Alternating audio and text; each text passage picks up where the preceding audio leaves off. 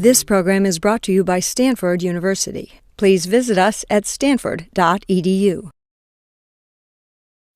Thank you, Michelle, for that kind introduction, and thank you all for being here today. It's a great honor to have the opportunity to speak in this series. Although I have to admit that when I got Michelle's note and invitation, I had something of a panic. I think in part because when I reviewed what others have done in this series, many of the talks seem to be about how to do something in particular. So there are talks on building rapport in the first meeting, addressing controversial issues in the classroom, and gluing people to their seats while stupefying them with your brilliance. I may have made up the last one, but the panic that I felt was very real and prompted me to reflect on my teaching. And in so doing, I discovered one thing that I'm, I think, pretty good at, or at least pretty consistent at, and that is screwing things up. And I mean this in the following sense, that I am very interested as I teach in trying to continually evaluate how things are going, noticing when possible when things are going badly, and then trying new things.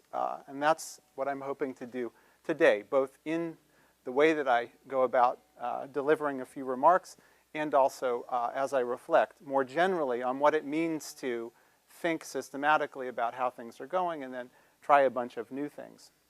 So that's what I mean by taking risks. And I think taking risks has a couple different parts to it. The content part's easy. When you try something that you haven't done before, it may be a flaming disaster. And in this talk, we'll see if some of the things that I try are flaming disasters. You can let me know. But there's also a process sense in which taking risks is dangerous. So it's not just what you end up doing, which may be a disaster or at best useless, or rarely a success. It's also the process of engaging in continual self-reflection. So you can't just set things up once and then just sort of do something else. It's continually, for yourself and with your teaching fellows and other members of the team, trying to build a culture in which you are always trying to do things a bit better in new ways. And why is this risky? Well, it's risky because if on the fly you're trying to dynamically adjust what you're doing in a given context to better achieve your teaching goals, that's a lot of work. And it's a lot of cognitive resources being devoted to that. And you may fall off the stage and hurt yourself. I mean, there are loads of things that can go wrong.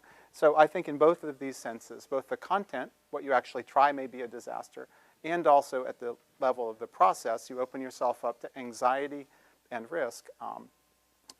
There's some danger here. But my goal is to give you a sense, as best I can, of the role that taking risks has played in my own teaching life. Before I do that, I just want to take a second to address a belief that I had very firmly in place when I started as a teacher here some time ago. And that was a belief that good teachers are born that way, not made. I was sure of this. I'm not sure why I was sure of this. It may have had something to do with the extraordinary teachers that I encountered here on a campus populated by amazing teachers. I remember vividly one lunch early on when at the end of what I thought was a nice lunch with a senior colleague, he, on the way out the door, grabbed a napkin and appeared to scribble just one word or so. And I thought this was obviously a Stanford custom, and so reached for a napkin. I was going to do the same thing. And, but then luckily checked with him whether this was the way you got out of the restaurant by writing something down. And he said, no, that was his lecture preparation for the 500-plus person lecture he was walking to now. Okay, so that was clearly not where I was at that time or now. Other experiences that I think contributed to this sense that great teachers or even good teachers are born and not made. I remember a colleague, different colleague, who casually mentioned that she was finding that it really did take her until the end of probably the second week of term to memorize all of the names of the people in her lecture classes. So, and meanwhile, I was still trying to find the bathrooms. I mean, this is the difference I felt as I interacted with these extreme and gifted colleagues. So I think these may have had something to do with this belief, this firm belief I had that great teachers or even good teachers were clearly born. Now this belief, of course, was somewhat discouraging for me, because when I thought of good teachers and all of the things that they should have, I felt very, very confident that I didn't have most of these things. And do come up, and there's a seat here, and I'm not feeling particularly radioactive. There's even one right here. Yeah, great. So as I thought then about you're not so sure about the radioactivity, are you? Wise man, wise man. So as I thought then about this sort of circumstance, repeated evidence in every interaction with these gifted teachers that I clearly wasn't born to be a great teacher or even a good teacher, I got really discouraged. And again, that's because as I reflected, what clearly everyone else was wildly extroverted. I, by contrast, am and certainly was then very shy. So I grew up, I think this is partly temperamental. I think the temperamental trajectory was magnified or distorted by homebrew haircuts, which my mother insisted on giving me. I mean bowl cuts, really. Bowl on your head, snip, snip. So if I had any prayer of having friends, that diminished to near zero by the grace of these haircuts. I think things weren't helped by the fact that we weren't allowed to watch TV, so I had no clue what anyone else was talking about, or sort of a sartorial splendor that was thoroughly lacking with patches upon patches. So shy. I was shy, not extroverted. And I saw in everyone else around me extreme extroversion. I saw also, as I gave you a hint of this in the second example, immense capacity to remember and track people's names and faces and just keep it all sorted out. This I don't have. I just have a sieve where that part of my brain should be. So I was just quite discouraged as I reflected on all of the things I didn't have and all the ways that I obviously wasn't doing the right thing with myself because I wasn't born in just the right way with all the skills that I needed to be a teacher. Now, since then, something's happened that I want to share with you, and that's that I'm still shy. I still have a crummy memory for names and faces, but the belief that I used to have that great teachers or even good teachers are born and not made has been rearranged. I've convinced myself that great or even good teachers are made and not born. And for me, that's a really important transition. And I think as I've taught and tried to improve my teaching, I've been convinced of the validity of this new way of thinking by a couple kinds of experiences, some things that I've experienced that I feel have made me into a somewhat better teacher. One of these things is doing a lot of teaching. So I've had the chance to do one-on-one teaching with undergraduates, with graduate students, with postdoctoral fellows, and that's been an immense help. I've also done small seminars, tutorials, mixed undergraduate, graduate seminars, and larger lecture classes. And that experience has just really made a big difference as I think about how my teaching has gone. I've also had the privilege of working with phenomenally gifted teachers.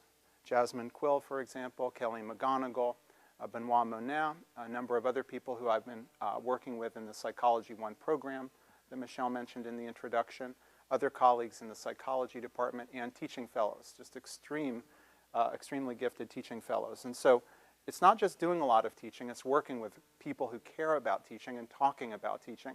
And those two things have mattered a lot. A third thing that I think can really help compensate or even overcome some deficiencies if you come to the table, as I came to the table with many, many deficiencies. I think another thing that ends up really mattering a lot is caring. And I care immensely about students and about the learning process. And there's something about the pleasure that I get from being clear about something, how something works, why something is the way it is, and sharing that with someone else that really is sustaining for me, and I think makes a huge difference and supports this idea that if you have these things, experiences in teaching, a chance to work with great people, and a sense of caring, these things really can shape teaching in a way that supports the idea that teachers can be actually made and not just born. I think another thing, a fourth ingredient, is working hard. Spent quite a bit of time preparing. Unlike the first colleague I mentioned who seemed to, in a fit of brilliance, I don't know quite how this happens, write one thing down and have 60 or 75 minutes of material. I can't do that. If you can, that's terrific, and if you can't, you need to work harder. The last thing, I think, on this list of things that one can do, that I've tried to do to support this notion that teachers can be made and you don't have to be born a certain way, is taking risks. And that's my focus for today, taking risks. And I think for me this is important, not just because it's the one thing that when I rummaged around I figured I probably could talk a little bit about, but because it supports this idea that anyone, if they're brave enough and if they can take risks and try to grow as a teacher, can become a better and better and even a good or even great teacher. I have tons to go, miles to go, as you'll see, but this is what I'm trying to do, and this is why for me taking risks isn't just one topic of many. It's a core engine for making good teachers. So what I'd like to do today then with that introduction is to share with you some of the ways that I've tried to take risks in my teaching. And I'm going to do that around 3 problems that I'll point to. And I welcome your thoughts and comments and allergic reactions if and as you have them. So what are the things, what are the problems that I've tried to engage over the course of my teaching? I'll focus in psychology, because that's what I know a little bit about. And in particular, I'll focus on a large lecture context, Psychology 1, which is a class with freshmen, sophomores, and in larger numbers, and then juniors and seniors in somewhat smaller numbers. So if you think about the kinds of problems you can have as a teacher, at a place like Stanford, we're incredibly lucky with the talented students we have, world-class students we have as undergraduates, but even here we can have problems with what the students do or don't do. And the example of that I'd like to take up here is trouble with technology, particularly laptop misuse in lectures. Because this is one thing that I've struggled with lots of help from my colleagues, and come up with some ideas about how to handle that. A second thing that I'd like to talk about is not just students screwing up with laptops, but actually the faculty also making a mess using particularly PowerPoint, which has more ways to make a mess, I think, per sort of pixel than most other programs. Okay, so we'll talk about that. You'll notice that I am using PowerPoint, so it's not that I'm not interested in trying to make this useful. It's that I think you can screw up in lots of interesting ways, and when I've screwed up, I've tried to fix it, and I'll talk about that. And then where students doing more or less the right thing and faculty doing more or less the right thing come together, that's where magic happens, and that's the engagement that I think sustains many, or maybe all of us, that kind of meeting of minds, and there are barriers to that, and I want to talk a little bit about what those barriers are. So let's talk first about laptop misuse. How many of you would say that you, personally, use laptops occasionally in lecture contexts? A few hands going up. High up, so we can see. Yeah, okay, don't be shy. Great, okay, so some of you, not all of you. And how many of you as teachers have seen students, undergraduates, use laptops in lecture contexts? How many of you have seen that? See, we've all seen that, okay, great. And a subset of us are actually sometimes using laptops. Now the trick is use versus misuse. So now thinking not necessarily of your own perfect record here, but now what you've seen in others, how many of you would say that you've seen others misuse laptops in lecture context? You've seen this. And what were, good, okay, that's all of us. And like what? Like, for example, what were people doing that you've just raised your hand. So what's an example of misuse? Yeah, please. REI website buying shorts. Yeah, that's gotta hurt. And it's winter, they're buying shorts. Yeah, they're planning ahead. Okay, what else? Okay, there was a sale. And he was picking up shorts too. Okay, great. So anything else? Yeah, other examples. Kelly, yeah. IMing with family in another country. IMing. Okay, great. And you read carefully over their shoulder to know that it was another country. Yes. Okay, what else? Anything else? So IM, REI, sales, anything else? Is this it? Yeah, please. Playing games. Games, okay. The solitaire aficionado. What else? Yeah. Using web translator. Ah. Language classes. Okay, interesting. Okay, in a way that seemed inappropriate. Yes, perhaps. Email's a big one. Email's a very big one. You just can't wait to get back to your friend until after class, so you get back to your friend in class. All right, so, and you know, this is just a trick. What have people tried to do about this? Anyone tried to do anything about this, or is this sort of a problem and we're not sure what to do with it? Michelle, yeah. We had a speaker yesterday mentioned that if she sees a student is using their laptop, she'll just wander around and put the laptop down. Okay, so that's one approach. And that can work in some contexts. I can imagine other contexts in which that would be rather more dangerous to do. I'm thinking, in 200-plus person Psych 1 lecture, you'd spend your entire time flipping laptops down and they'd pop up faster than mushrooms after rain. Okay, so that's one approach. And one thing we've tried is to plant, as it were, teaching fellows throughout the room and have them make snide comments either during or preferably after. That doesn't go very far. And part of the trick here is either with pushing things down or combating the REI sale concerns is that there are, of course, appropriate uses for laptops, note-taking and so forth. And sometimes it's very difficult if someone has 2 or 3 windows open to tell what proportion of the time they're actually focused on you versus doing something else. Okay, so let's then think together about what else we could do. And I want to just share something that's in progress. We've tried, and this is the last time I taught Psych 1. We tried this, and this involves actually weaving into an early lecture in my Psychology 1 class the issue of using and misusing laptops. So I'm actually bringing it in as an example as I talk about research methods. And you guys can judge whether this is crazy or whether this is potentially useful. Now, there's one trick. I need to have you become, temporarily, my Psychology 1 class. So you're now my 200-person Psychology 1 class. Okay, and in science, in psychological science, as in many other sciences, our goals are description. So we're trying to get really clear about what's happening in the world. In our case, in psychology, we're interested in human behavior and mental processes, as we've discussed. We're then trying to explain these processes that we've observed. What's the underlying sort of mechanism? And then using these models of mechanism, trying to make predictions and even try to control. In our case, in psychology, we're interested, of course, in intervening to try to help people with problematic patterns of behavior or affective response. And these goals of science, I think, are really woven together or achieved in the context of psychology by a set of research methods, which may be thought of as the application of the mindset of a psychologist, which is this open or curious attitude that's also skeptical and critical, subserving the goals of science. So these, then, I think, are the crucial goals that we need to keep in mind as we consider psychological science.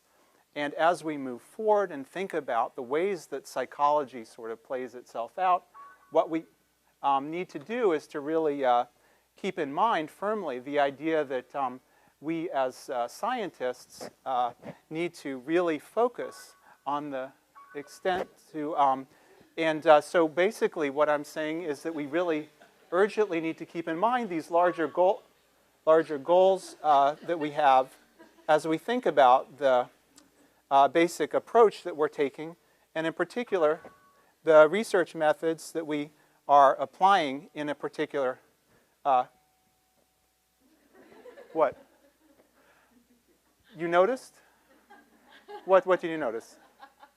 What? What? What happened? Why are people laughing? What? What? You seem to lose your train of thought. Did I? What? Wasting our time. I was what? You were distracted and wasting No, our time. I was. Okay, good. So this is a question I want to ask. Not just whether when an instructor fiddles around and makes inappropriate use of a laptop, as I pretended to a second ago, but whether when you, on the receiving end, make inappropriate use of your laptops, whether that has any bearing on anything important at all. I want to take up this question of whether laptop misuse during class affects not just the instructor and his or her ability to track what's going on or make some sense, but whether you as a receiver of sort of the discussion and participant also are affected in some way. The way I'd like to pursue this is to think together about the 3 major research methods that we as psychologists employ in addressing this question about laptop misuse or any question. And the first approach is a descriptive approach, where we simply look out into the world and carefully describe what we see. And so we can ask questions like, how many people use laptops? We can ask questions like, what are people doing on their laptops during lectures? And our answers to these questions will begin to orient us to the number of problems that people may have. And so we're carefully examining what's happening in the world, and we are then trying to describe at this first level of analysis, or in this first approach, what the phenomenon is, laptop use and misuse. A second approach looks now not just at one thing and measures not just one thing, but measures two or more things. And in a correlational approach, what we're interested in doing is taking, for example, estimates of how much people are using or misusing laptops, and also looking, for example, at how well they're doing in their coursework. And in a correlational approach, which builds upon a descriptive approach, and that's why we put it inside the descriptive approach, what we're looking at is how scores on one measure, let's say laptop misuse, relate to, correlate with measures of another outcome, as in class performance. And so let's make this a little bit clearer by laying out a scatter plot. And so what we're going to do on the x-axis is put minutes spent on laptop distractors during lecture. And on the y-axis, we're going to put the grade in the Psychology 1 course. Okay, so this is what we're going to do. And we're going to start with Facebook Frank, who spends much of his lecture. This is him, Facebook Frank, using almost half an hour per lecture, fiddling around doing something that has nothing to do with what he should be doing. And we put him here because Facebook Frank hasn't been doing very well in psychology. Okay, now, so that's just one point in this space. We, of course, have lots of students in class. And so now let's take Studious Sally. Studious Sally only uses her laptop 3 minutes in ways that involve distraction, and she is doing quite well in class. And in a scatter plot, and in a correlational approach, what we're trying to do is to, for each person in a class, relate these two different factors, asking whether they typically travel together, so that the more that you use your laptop, the better you do in class. That's one scenario. The more you use a laptop, the less well you do. That's another scenario. Or whether they're unrelated. So that's a correlational approach. And my next step is going to now be to take away the pictures, leave these 2 points, and fill in all the rest of the class. And what we find is, and these are data that have been reported by colleagues in the field, associations in the range of minus 0.2.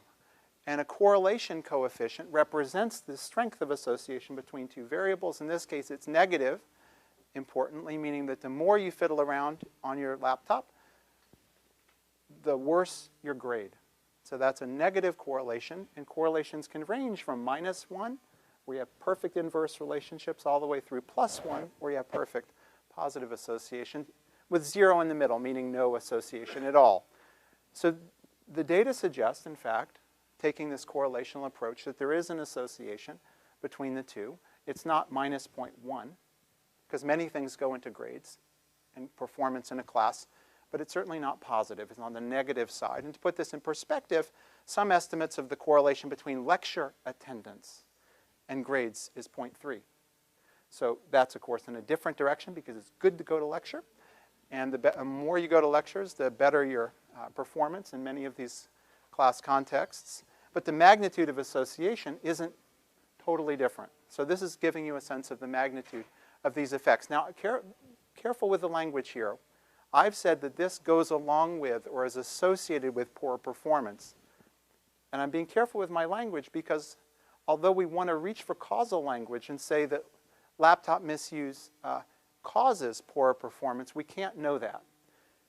Why not? Why can't we say that laptop misuse leads to poor performance? Why can't we do that? Well, this is possible. It's possible that that's true, but it's also possible that you're so discouraged by all of those poor marks you're getting that you go shopping instead to make yourself feel better. That's possible. Or it's also possible that some third factor, like feeling incredibly tired, leads you to fiddle around and also leads you to get poor marks on your exams.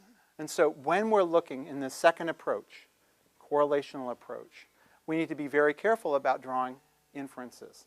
Now, let me just make this clear. Now, you're still in my psychology class in case you've forgotten that. Okay, class. This is really important because our mind, when it sees associations of the sort I'm describing, jumps to causation, wants to see causation. And sometimes in this class, as you'll see as we're together this entire term, I feel strongly about something.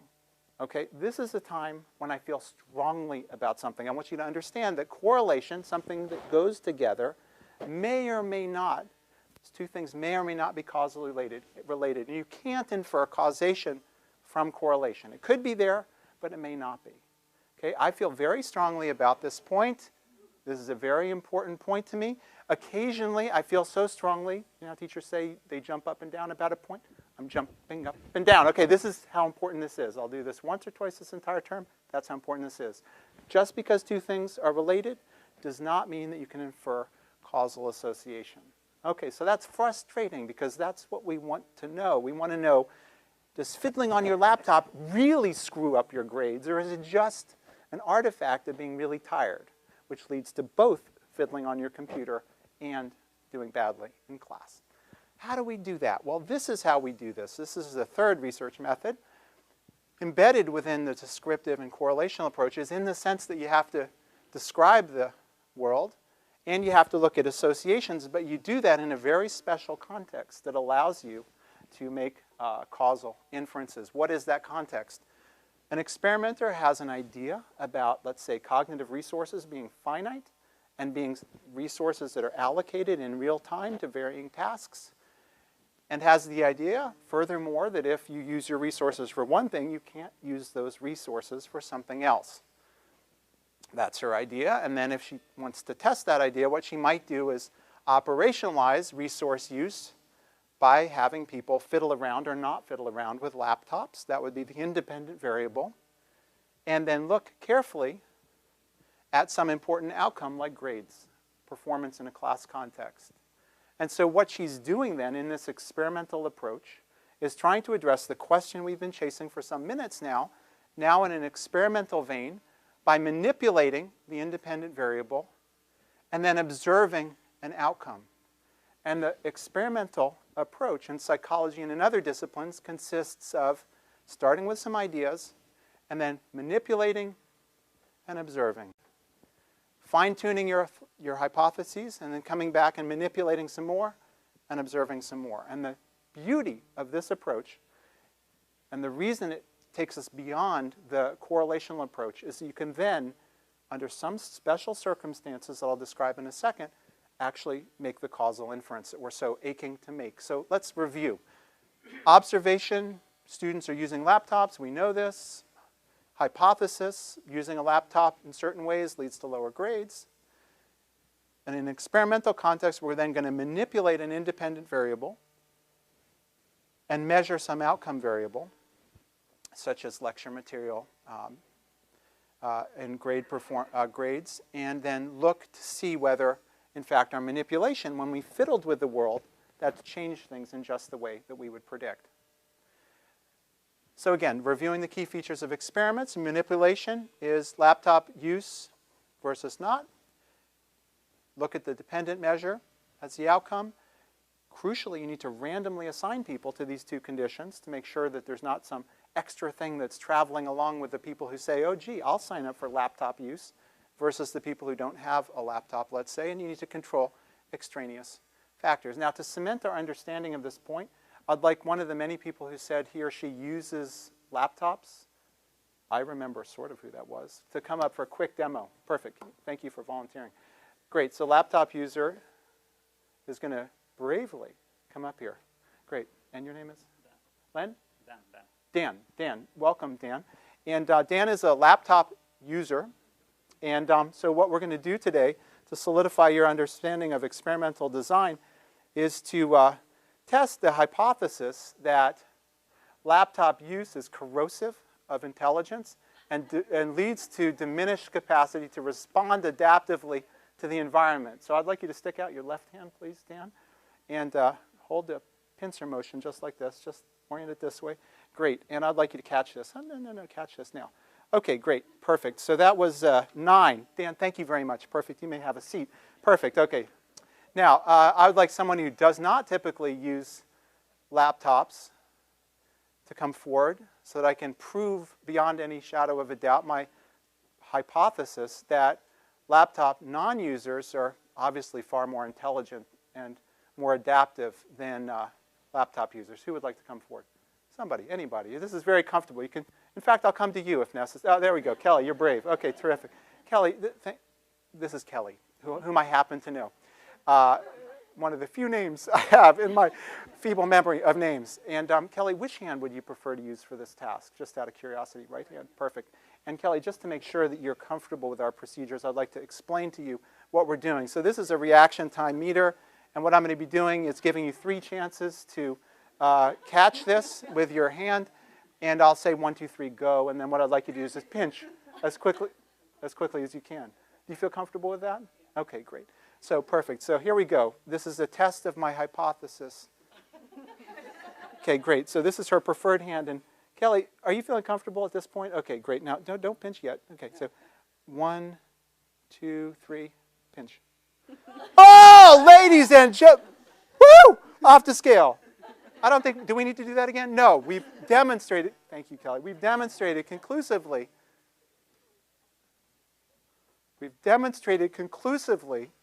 that laptop misuse is corrosive of intelligence.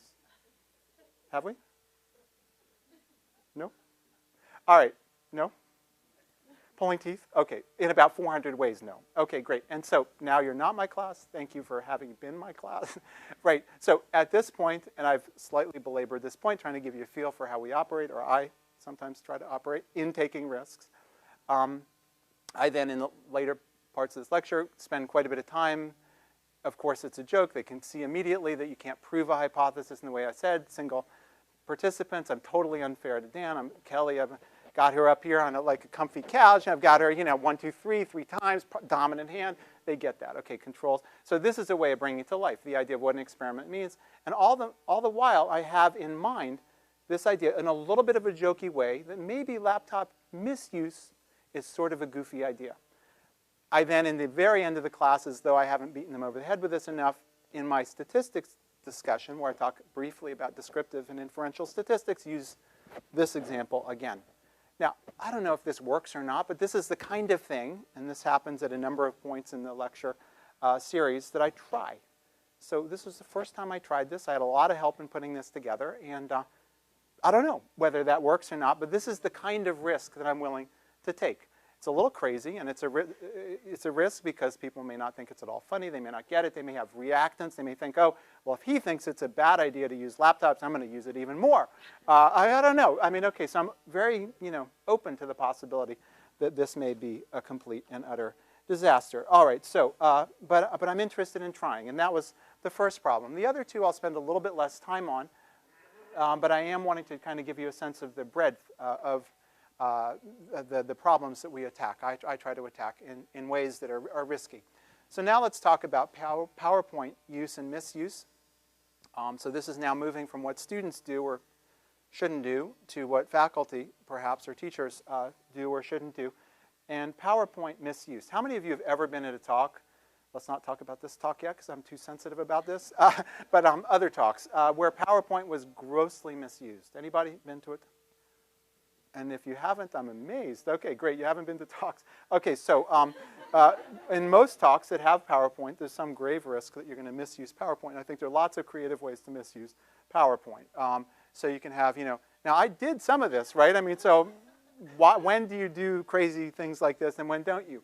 Sparingly, you do crazy things. And they're corny noises, that you probably shouldn't make lots of use of, weird text effects, all sorts of time delays that screw everything up, strange fonts that sort of rain down from the sky, low-quality images that jump into and out of view with no apparent connection to anything else, odd colors that you kind of put up there because they look cool to you on your home computer and have nothing to do with anything, or then distracting backgrounds that make it impossible to, oh yes, your term grades are going to be blah, blah, blah. Oh yeah, I can't read that. Okay, so a little bit of nervousness about that. And then long lists of bullet points that have no logical connection one to the next. It's just remarkable. Okay, so these are the things not to do. It's harder to say what to do. I've tried in my remarks so far, and in the few minutes of things, more than a few probably, anyway, the few minutes that I have left of things to say, I'm trying to give you a sense of what I try to do with PowerPoint. I don't think the solution is to toss it all the way out the window. I think it's a useful vehicle. And so what I'm going to do is to ask you to briefly reassume the role of my class just for a second. And what I'm going to do is to show you how I, in just a couple slides, do a few things. This is now jumping forward a few lectures to learning. I will have at this point in the lecture already talked about what learning is and talked about 3 important forms of learning: classical conditioning, operant conditioning, and observational learning. Breathed a little bit of life into those, and then we're now shifting to talk about classical conditioning. So when you think of classical conditioning, this is one of the people who jumps to mind. Pavlov, famous Russian physiologist, who by the time he came to learning had already won a Nobel Prize for his work on digestion. And we start the story with actually a very interesting problem Pavlov was having. His assistants and he had noticed that in the context in which he was studying digestion, which was dogs that they'd carefully prepared in ways that they could measure saliva as they delivered food to the dogs to try to understand the digestive system, Pavlov and his colleagues had a problem. Here's the problem. The dogs, and this sounds weird, but it's true, the dogs were drooling at the wrong time. Now, this is a serious problem. Now, if you don't think it's a serious problem, it is a serious problem. And this guy was famous. This guy had a Nobel Prize. This guy was just totally set. And all of a sudden, his dogs are drooling at the wrong time. So most people, this is a soapbox moment. So, okay, stepping up on my soapbox. Most people, I think, at this stage of their careers would have said, forget it, and gone to, like, Florida to retire, to set up a motorcycle repair shop, okay? Really, I think most people would just be like, I'm done. I've won all the prizes. I'm ready to go. This guy rolled up his sleeves and said, aha, this is interesting. More interesting than that garbagey stuff. He didn't say garbagey, but anyway, the Russian equivalent probably of garbagey stuff I was doing before that I got a Nobel Prize for. This is exciting. And he went to work. So instead of giving up, he got serious and rolled up his sleeves. Okay, end the soapbox moment. But the idea, and we'll come back to this across the course of this lecture a number of times, is when you see something that completely doesn't make sense, you may feel like giving up, but you know what? If you persevere, sometimes really cool stuff happens. And that's why we and others across the world are talking about Pavlov today. Why? Because he identified a series of basic processes that underlie many very interesting forms of learning. So let me draw this out. When many people hear classical conditioning, they start to fall asleep.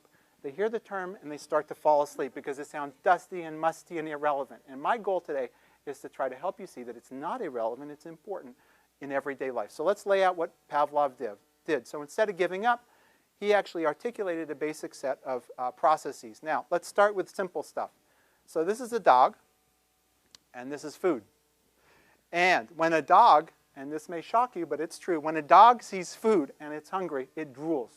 Okay, that's just the way the world is. Now, so here we are. Now we're going to apply some labels that sound fancy, but we're going to use them. Okay, so the unconditioned stimulus is a fancy label for something that elicits this automatic response. So that's the unconditioned stimulus, in this case, food. And what happens? You have food in front of a hungry dog. Okay, drool happens. Okay, and again, fanciness happens in terms of terminology, unconditioned response. Unconditioned because you didn't have to do anything. It's for free. Put the food there, the dog is blah, blah, blah, blah. Okay, perfect. So food, drool. Ta-da, natural. Food, drool. Food, drool. You can do that any time of day, night, whenever. Food, hungry dog, drools. Unconditioned stimulus, food. In this case, unconditioned response, drool. Perfect. That's free. That's natural. Now, what else happens? And what else is free? If a dog who's hungry or not hungry hears a tone that it has no clue what it is, ping. What does the dog do? Nothing. Okay, so ping, the dog is like, ping. Okay, now, so what do we have? This is free. This is before anyone does anything. You have a situation in which you give it some food, and it goes, drool, drool, drool. Food, drool, food, drool. Ah, perfect. Or ping, nothing. Ping, nothing. Okay, why is this interesting? Here's why this is interesting. Because if you then present the food, and the dog drools, but then you also do a ping just along with the food presentation. Wow, when you do that again and again, what's happening? The dog is saying food, drool, ping food, drool, ping food, drool, ping food, drool. Whoa, this is great. This is a great restaurant. I love this. And then after a number of trials, you then just do a ping to the dog that's been through this restaurant. Ping, drool. Ah, totally cool. This is where Pavlov started. And what he did was work backwards and articulate and carefully describe each of these component processes, showing how you get to his drooling problem via repeated association of a previously neutral stimulus with something that the dog or organism cares about, so that when later you just present the previously neutral stimulus, it has meaning. This is about the creation of meaning in dogs. Okay? So this is classical. Okay, so done. Okay, you're not my class anymore. Perfect. So what have I done? Well, a couple things just to quickly point you to. One thing that I did was try to bring someone to life. I would have done this in a little more glowing detail probably, but I do keep in that part about he could have like retired in Florida, because that's a little soapbox moment, and I do have these moments where I jump up and down or trying to make a meta point that maybe sticks and maybe doesn't. So that's simple. There are no effects. It's a pretty picture, and it makes it vivid. So that's one thing I think PowerPoint's good at. Another thing, and this is kind of weird, but check this out. Another thing that I think PowerPoint's good at is this. And I actually have to tell people at the beginning of class, because otherwise they don't get it. They think, REI time, or whatever, IM time, because they think that somehow something's broken or I've run out of things to say. And I say, actually, in my first lecture, I say, you may notice a couple things about how I use PowerPoint. One of the things I really want you to notice is that sometimes in between pictures or text or figures, I have a blank slide. And you know what? That is the time when I try to say everything I can about why what we're talking about is important. And if you have to miss anything in this entire lecture, don't miss that.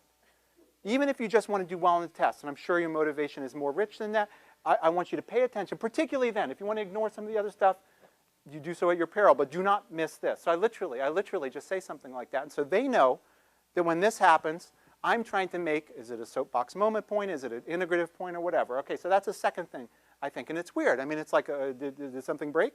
No, I'm meaning to do this. And I set this up and make this explicit. A third thing I do, you may have noticed this little squiggle in the upper right-hand corner. Again, I set this up at the front end. But one of the things that I've struggled with, and I think we all struggle with, is how to let students capture all that we're trying to do. In PowerPoint land, do we just give them all the PowerPoints? The entire PowerPoint series? Do you give them, I mean, I've even tried, and this is how risky I've even tried having people transcribe the entire lecture and post it. Now, one obvious problem that I should have foreseen is that attendance dips noticeably if I have everything available, including much better notes than they could possibly take. I don't do that anymore. So what I do, and this is sort of where I've settled for the moment, is that for a subset of slides, I note in the upper right corner, this is available on coursework afterwards. Okay, so if you want this, don't panic, don't worry. You can just listen because you're going to have access to this. Other stuff is not going to be available. And so you have to be there to kind of appreciate the context, and then later you'll have this available to supplement your memory. Okay, so those are a couple thoughts about how I use PowerPoint and some of the risks, I think, associated with PowerPoint use and misuse. I want to turn now in the last 5 or 10 minutes to making magic happen and barriers to making magic happen. And I think there are lots of ways to try to increase engagement, this precious thing that we all want so badly for our teaching, meeting of minds. And I think one way of doing this is judicious use of anecdotes. What's judicious? I don't know. Let me give you, and we don't have a ton of time, let me give you a quick example from early in Psych 1. So you're my class again. Sorry for this repeated whiplash, but there you are, class, thank you. So as I've said, I've really defined broadly psychology as a study of human behavior and mental processes, and I personally feel this is a class everyone should take. Why? Because we're going to be answering questions that I think we care about. Things like, am I like my parents? Why do kids like peekaboo? What does it take to be successful? Do you ever get anxious? And why can't we all just sort of get along and not bomb each other out of existence? Now, let me just go through a couple of these. First, am I like my parents? How many of you have ever wondered whether you're rather more like your parents than you would like to be. Is there anyone in the room who feels this way? Honestly. Okay. Most of us. All right. Perfect. And in my case, I tell you, this takes a form. Early on, it's about driving, I have to say. And so early on, my dad is a kind of a little bit reckless driver and is the kind of guy who says it's really important to have a bumper sticker on the back of his car saying, if you don't like the way I drive, stay off the sidewalk. So cool. To pull up to school driven by Dad with a bumper sticker like this. Or on his motorcycle helmet, I brake for hallucinations. So uncool. And so I was, as a kid, kind of stressed out by, Mom and Dad. Mom was like, slow down, slow down, slow down. My dad was like, I am slowing down. And so, for me, that was really stressful. And I vowed at that moment that I would never, ever, as a grown-up, be like this. And I just thought this is so immature of my parents not to work this out already. And so it was a few years ago now, but I was quite surprised when I was driving, very calmly, I thought, to something we were a little bit late for. And my then youngster, Paul, pipes up from the back seat, Daddy, I think Mommy would appreciate your slowing down. I practically drove into a tree. Why? Because I felt as though I'd suddenly become the parent that I did not want to become. And so in this class, what we'll be doing is talking about the ways in which we do or don't become like our parents and the forces that push us to become more like our parents and the things we can do to become less like our parents if that's important to us. Okay, so, and then I can do this for each of these 5 and so forth. So now you're not my class. That's an anecdote. And I think, for me, that's taking a risk. I mean, maybe it's totally and utterly not funny. For most people, it's goofy. It's, who cares about my parents? But for me, early on in a class like this, I want to give them a sense that I'm a person too, occasionally, and maybe mostly. Okay, so that's important to me. Talk also about anxiety and how I was really anxious. And again, these are often freshmen and sophomores who are pretty nervous about a big class. For freshmen, this is obviously one of the first classes they've taken. And so for me, I really think through, when do I go into anecdote mode and for what reason? But it can devolve into sort of like I have nothing else to say, so you sort of talk about your laundry list or something else that's cool. So for me, it's very strategic, although I try not to make it look wildly strategic at each moment. Okay. Another thing that's important, asking questions. How do you get people, again, engage them? One way is anecdotes, another way is asking questions. Let me give you a brief feel for this. I think we've already interacted enough. You kind of get a sense of some of the things that I do, but I'll be kind of quick about this. But I just want to point to this. So I'm now going to ask you, I think for the last time, to be my class. Okay, so be my class again one more time. Here I'm bringing you into a lecture, now not on learning, but on emotion. And I have... Now, as we see, class, emotion may be defined in lots of different ways. As we've discussed already, it has several different aspects or parts. But one consensual definition of emotion is biologically based responses to situations that are seen as personally relevant. Emotions are shaped by learning and usually involve changes in peripheral physiologic responses, expressive behavior, and subjective experience. So emotions are at once biologically based and perhaps evident in other species, something that is early appearing. They're also, however, shaped by learning, so that the way emotions play out is something that we actually can see get changed over the course of a single person's life experience. The third aspect of emotion is that it has multiple components, including the physiologic, expressive, and subjective experience. And in what I'll say over the next few minutes, I'll be talking about changes in each of these 3 domains. So we'll talk about the physiology of emotion, behavior in emotion, and subjective aspects of emotion. Before we do that, though, I'd like to ask you a question about who else has emotions. So if you think about emotions from this perspective, how many of you would say chimps have emotions? How many of you would say that? How many of you would say wrong, chimps do not, in any meaningful sense, have emotions? Anybody? No? Okay. So we'd want to grant then, most of us, that chimps have emotions, as in the case of this poor fellow, Merlin, who, that's sad. He lost his mom and exhibited behavior, withdrawal behavior, didn't want to eat, and had what many of us would think was a grief reaction, and then died. Let's go to dogs. How many of you would say, let's turn this around because you are so pro animals having emotions. How many of you would say dogs, we have to draw the line somewhere, James? Dogs do not have emotions. Anybody? Anybody? What, was that half an arm? No, you were not raising half an arm. Okay, so dogs. I don't know if this is going to work very well because you guys seem so keen on animals having emotions. Here's a dog. You might have been thinking of just this image. This was the dog you had in mind. Cats. Come on, guys, we have to draw the line somewhere. Cats. How many of you would say cats do not have emotions? Seriously, I mean, James, we have to draw the line somewhere. Anybody? No, cats have emotions. Okay, fine, you're thinking of cats like this. Okay, all right, let's get serious. This is my last attempt to push you into some sort of disagreement with one another. Armadillos. How many of you would say, James, we are drawing the line right here? Chimps, dogs, cats, yes. Armadillos, no. How many of you would say armadillos, no? 1, 2, 3. Okay, brave souls. Perfect. Okay, great. And so I don't know how you'd account for this. Flying armadillo. Okay, great. And so what I do now, you're not my class, terrific. And usually there's a little more dissensus. You guys are probably more expert on emotion than they are or something. And then what I do over the next few minutes, which we don't have now, is to try to draw people having disagreed with one another into, okay, so you've said that, no, we're not going to do this now. But she said, for example, to put her on the spot, that, you know, armadillos don't. And so I'd ask her to talk a little bit about why armadillos no and cats yes. And so I will. And then, you know, and people want to pass, they pass and do that. And then, okay, so how do you respond to her? Because you have a different view. And so I just, in 200 plus people classroom, very early on, set the context where, of course, you know, the norm is that you raise your hand, talk about. I first get them to raise hands. I've just seen them raise their hand. I saw it. And then I say, okay, you just raise your hand. So what were you thinking? Okay, that's hard.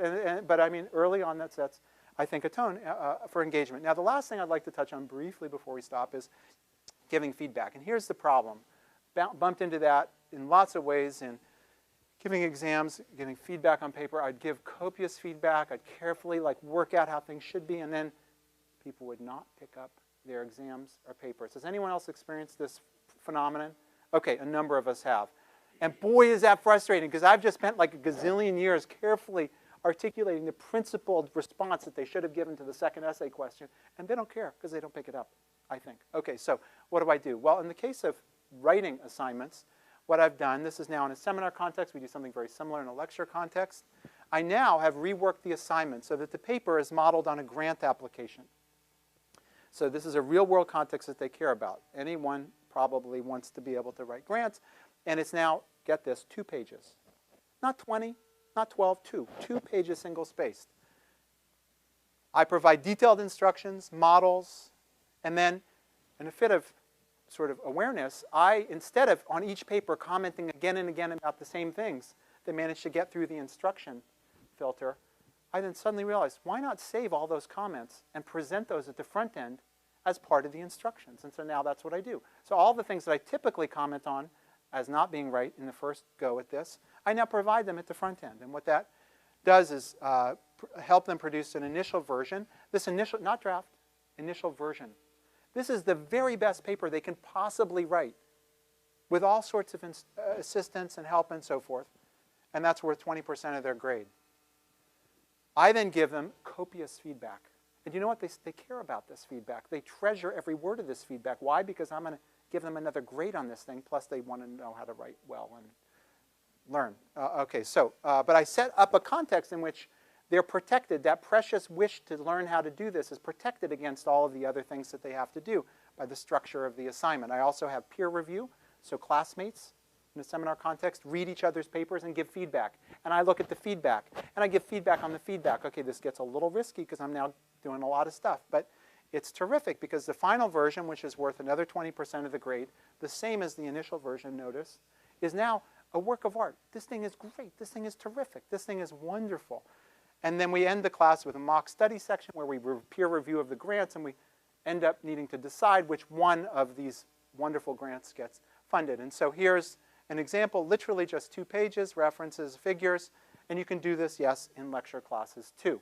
We do this in our Psych 1 course. It's a little bit less detail-oriented, but it's the same basic concept, and that's tailoring the assignment so that you can then make maximal use of feedback. So what I've tried to do then today with you is to talk about 3 different problems that I've tried to creatively, with a lot of help, engage. Laptop misuse, PowerPoint, use and abuse, and then the art of engagement, particularly around using anecdotes, asking questions, and giving feedback. And for me, this stuff is important. The idea of taking risks is important because for me, this is what supports a belief that good or even great teachers are made and not born. And with that, I'll stop and then take questions if there's time. Is there a minute or two, or should we stop? I know some of you may be Let's, busy, okay. but I think we can Great. continue with a few questions. So we'll stop, and those of you who can stay, I'm happy to stay for a few minutes for questions. Thank you, guys. Is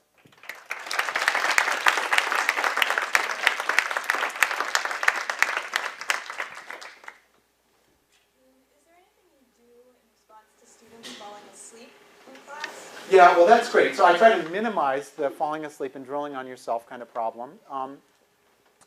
In a large lecture class, not on the first day of term, because I'm really sensitive to embarrassing students and making them feel really uncomfortable.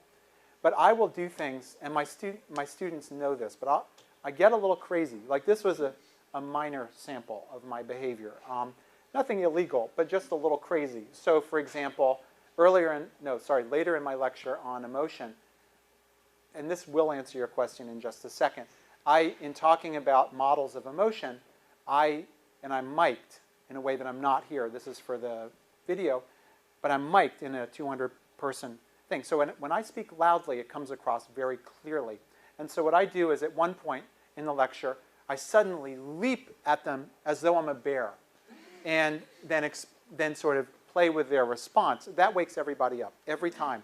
They're asleep, they wake up. Absolutely, they wake up. So there are, and I'm not a bear every lecture, but there are moments where I'll say, so that's little things that I change the tempo, I move around. Here I've been pretty stationary, just because I was trying to do so many other things that my few cognitive resources were maxed out. If I had better sort of control over many of the other elements, I would have been happily walking around, and so that helps. So there's some movement, there's some changing of sort of how loud I am, there's abrupt shifts. I later in the class will, and I don't know if this is a good idea or not, but I will say, how many of you feel, this way? I mean, you can hear me constantly polling people. Now, how many of you feel that way? Okay, now there'd be one person back there who's not voting. Hello? What's your vote? And, he's like, what? So I don't, but I try to tread really gently because I'm really shy. And if that weren't done in just the right way, I'd be mortified. And so I rarely do that, but later in the class when I feel more comfortable, I will occasionally do something like that. And I don't need to do that many times. And so those, I guess, are the things that occur to me. Yeah, I don't know, other things. Oh. What's that? You jump as a bear, do you wear any props? Or No, I'm short on props. Because part of this is I like to reserve the option to not do what I had previously thought I was going to do. And this is part of that risk that I mentioned at the beginning, where if I see that something is not working, and I actually, just so you know, did roughly what I had in mind at the outset with you guys, because you were such a nice audience or whatever. But occasionally, if things were really just crashing and burning, and you guys were being really mean to me, I might have done something totally different and less revealing, and I would have retreated to do something else that I thought might make better contact. So I will dynamically vary actually where I go, and that's part of the reason why I don't put the PowerPoint up before the lecture. It's always after, because it's only then that I know what subset of slides I'm actually going to get through. And so if I show up in a bear costume, not only does that give away what I'm about to do, so when I say, rah, they're like, you look so stupid. It's also that I'm not sure that I'm going to do that. And that's a risk. I mean, it's a risk because I dynamically adjust what I do as a function of how things are going. And if I feel that I screw something up, which I frequently feel, like I'm talking about Pavlovian conditioning and it's just not clear. I feel that it's not clear. I'll just rewind and I'll say, that didn't feel clear. Is there anyone who felt comfortable with what I just did? A few hands go up and I say, why don't you have a go? And then they'll give me something and then I work with that. And so I'll go where I need to. Hey, Ron, you wanted to jump in? So teaching is a big thing, right? And we teach content and we teach skills. And then every once in a while we try to touch on actual moral development and values. And so you have your soapbox moment that you talked about. I wonder in general, though, how do you think about, what are your boundaries? Will you talk about smoking, drugs, the kind of music people should be hearing, when they should be having sex, what party they should be voting for. Where do you stop as an educator yourself when educating people? So that's a lovely question, and there are lots of parts to it. I think you're quite right to see that for me, teaching is more than just transmitting facts from my brain to your brain or to someone else's brain. For me, this is certainly about knowledge transmission, facts, but much more interestingly for me, there's another level or two above that, which I only can get to via being clear about the content. But my hope in this presentation today and in my teaching elsewhere, my hope is that I'm doing both the content transmission and also giving at least some sort of perspective on approaches that might be taken. In a student's context, that's how to think about a complicated phenomenon. And so I will again and again try to model, okay, so here's this concept. Now let's just think about the different parts. How do they work? How do they relate? Why does this matter? So I just sort of help them see how I would think about it and organize the literatures. Then above the fact transmission and the how do you think critically about whatever it is you're thinking about. And remember, for me, this class in particular is a general purpose class, sometimes for psychology folks and sometimes for folks who are going to do totally other things. As you mentioned in the introduction, this may be their only contact with psychology. For me, this is about critical thinking skills, but useful everywhere. And I happen to think it's useful to know about people, no matter what you do in life, but I also think it's crucial to know about how to think critically, whatever the content is. And then there is this extra level above those two that I do pay some attention to, and I don't think I have a well-developed philosophy around. But I will find moments where I try to at least be clear about the consequences of certain kinds of actions. We saw this most clearly today in terms of laptop use and misuse. And I would have done more with that, but I'm not literally saying, put away your laptops. Now that could work. I'm not saying that could never work. For me, I don't think that would work. And I'm not even saying, don't play solitaire. You can play solitaire, but let's just be really mindful. And in a full lecture, what I would have done is spent more time, not just on how it's disruptive for you, but it's disruptive actually for others around you. So there are a couple kinds of things that I do. And for me, that's not literally going all the way to saying, don't do this. But I'm coming pretty close to saying, really, pay attention to the consequences of your behavior for yourself and for others. And I'll do that, for example, when I talk about alcohol. I'll talk in the context of pharmacotherapy and various interventions and psychoactive substances. I'll talk about the ways that alcohol, as a depressant, actually doesn't seem like it's depressing. It seems like it's enlivening, and how alcohol can be used and misused. And talk a lot about, crashes and statistics and deaths. And, this is not, though, me saying don't drink. This is me saying, okay, here's some consequences. Here's the psychology of drinking. And so I think my hope is that although I will occasionally make it clear that I'm not super happy about, countries getting bombed, or, I'll make these sort of comments that maybe others would disagree with. But I keep it general enough that I'm trying to keep everyone feeling like they can relate to me enough for present purposes. So I don't think it's helpful for me, just given my personality, to start with, if you're not of this political orientation or that or something else, leave now because I'm not interested. I don't think I can do that or should do that in this context. My job is to try to be a great teacher or a good teacher, whatever I can do on a given day, at each of these different levels for everyone who's in the class. And I don't want to set up barriers to people being able to hear me at these other levels because I've been so specific and directive. I want them to be thoughtful. I want them to be informed. But I try usually not to, tip my hand. I give lots of personal information, but it's just not in the direction of you should or you must or whatever. Places where I sometimes probably issues of tolerance, people just accepting many differences, like I feel really, really passionate about that, me personally. And that'll be a place where that's such a fundamental value that will come out. But there are very few cases, I think, that come to that third level, and I just say how I operate and how I think the other people should operate. With that, we should probably stop. Yeah, I think we... Thank you guys so much. This was fun.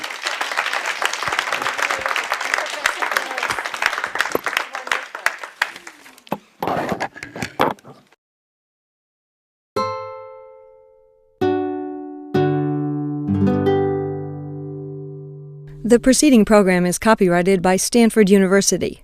Please visit us at stanford.edu.